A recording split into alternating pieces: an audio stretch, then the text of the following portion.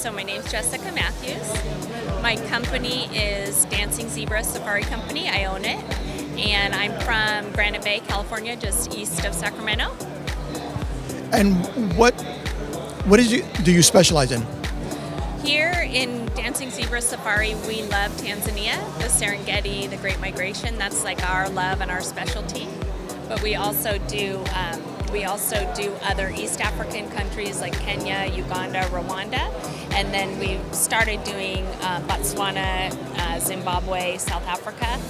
But for first-time safari goers, really, we encourage them to go to Tanzania because we just think it's the best. It's like the most authentic and the greatest abundance of wildlife. It's really special there. So what are the most common tours that you do, or how does the tour process go? So typically someone will refer a client to me, a traveler to me, and then I'll talk with them about what their interests are. If they've never been on safari before, again, I recommend that they go to Tanzania because there's 3 really special national parks in a close proximity to one another in the northern circuit of Tanzania, and you fly into Kilimanjaro. That's where many people go to trek Kilimanjaro, but you fly into that same airport and then you begin your journey from Arusha and you go into Tarangire National Park, Ngorongoro Crater, and then Serengeti. Those 3 parks, there's again just an abundance, the Big 5, the Great Migration is there most of the year, and they're just really special, different landscapes in each one, so you get a really good feel for the ecology, the animals, everything in Tanzania, the people. It's really special. So what are some of the experiences people can expect when they go on one of your tours? So, the main draw of Africa is always the wildlife, because it's something that you can't get anywhere else. And so people will do a safari to see the abundant wildlife, but they'll also want some cultural experiences. So we can book them to go and visit a local tribe.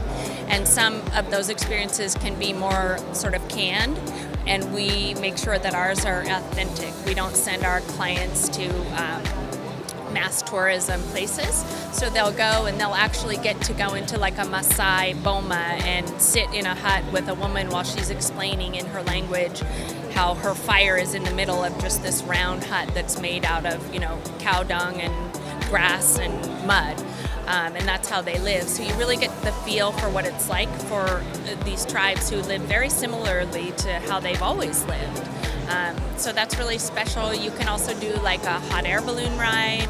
You can visit an orphanage or a school.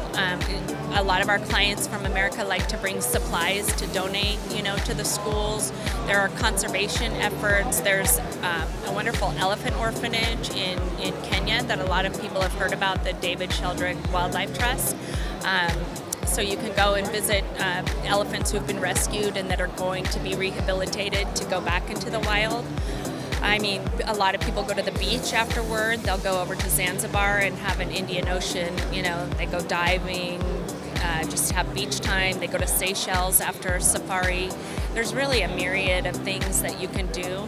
Gorilla trekking, people will often combine, Great Migration and then going gorilla trekking or chimpanzee trekking. You could spend years in Tanzania and not, and in Africa and not experience everything that they have to offer. There's a lot. So what's the most common thing that you would advise somebody going to or wanting to go to Africa? What's something that they should know before going?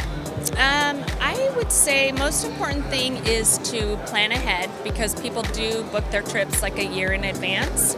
And why that's important especially is because if you're working with a company that tries to customize your experience, we like to book you at smaller camps so that you're off the beaten path.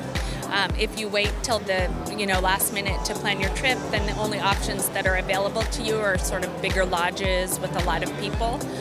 So we like the more authentic, smaller camps that will only have like between 6 and 10, tents per site. So planning ahead is really important, and then also just making sure that whoever you're planning with, you have someone who actually experiences the country for herself. Like I go several times a year and I stay at the camps that I recommend for my clients. I meet with the managers of the lodges, the camps, the safari guides. That's really important because then they know what they're booking for you. Whereas many travel agents, maybe they've been once or maybe they haven't been at all, but they're selling something, and then you can't really get a good feel for it by looking at pictures online. There's different areas that are heavier, TC fly areas, or just not as nice of areas. So I think it's important to have a professional who is invested in the country and not just has been there once, but who goes repeatedly to see what the updates are and, the changes, because it's such a rapidly changing industry, the travel industry. So planning ahead and making sure you have a good planner, and then kind of the key after safety is number one, but then your safari guide. You shouldn't scrimp on that. Like if you're gonna cut back on maybe the luxury level of your camp, that's okay, but really you need to have the best and just best trained safari guides available, and they come at a price.